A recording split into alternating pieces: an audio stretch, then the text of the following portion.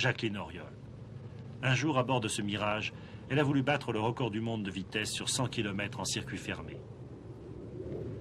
Istres, 14 juin 1963. C'est la dernière tentative de record de Jacqueline Auriol. Le dernier épisode d'une lutte de 10 ans contre sa grande rivale américaine, Jacqueline Cochrane. Jacqueline Auriol. En 1949, elle avait été victime d'un accident effroyable. 1 an d'hôpital, une série longue et pénible d'opérations. Mais elle n'avait pas abandonné.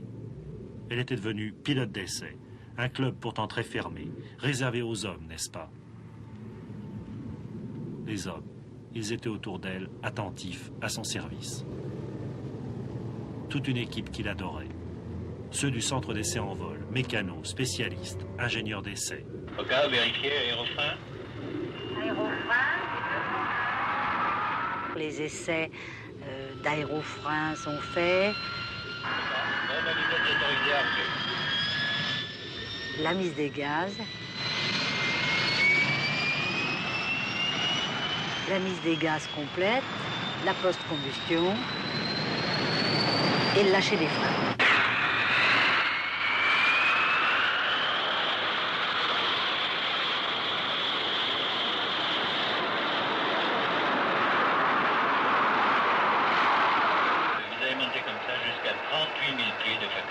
Mach 1. Que ressent-elle au-delà de la vitesse du son? C'est la joie d'avoir dans la main quelque chose de... Enfin,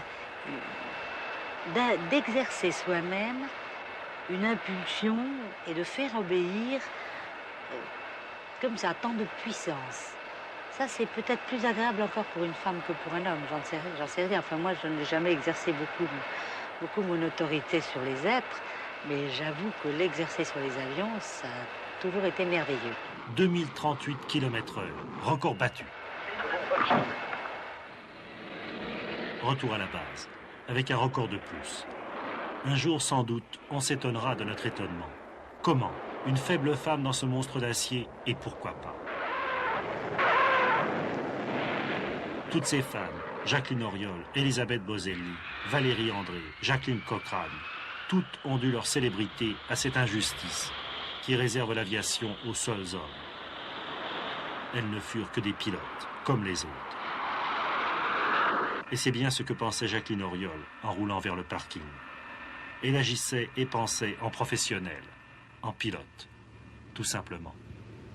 Quand je me suis posée normalement et heureuse, et bien sûr, je savais que j'allais avoir tous les gens qui avaient préparé avec moi ce record et qui avait été aussi essentiel que moi-même dans sa préparation et dans sa réussite. Je savais qu'ils allaient m'attendre et qu'ils allaient probablement être plus heureux que moi.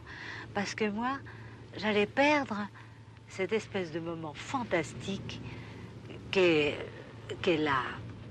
l'amitié, la cohésion de l'équipe autour d'un record, tout spécialement. Et je suis sortie de l'avion.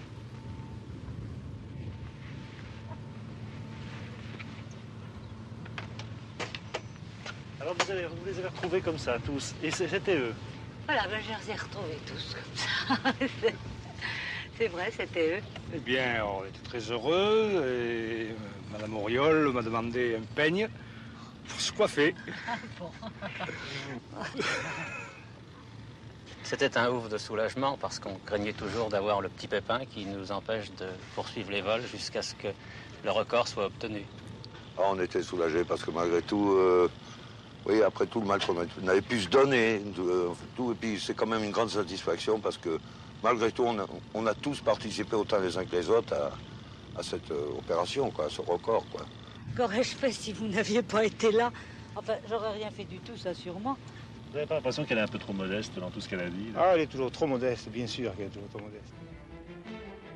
Jacqueline Auriol, l'un des meilleurs pilotes du monde.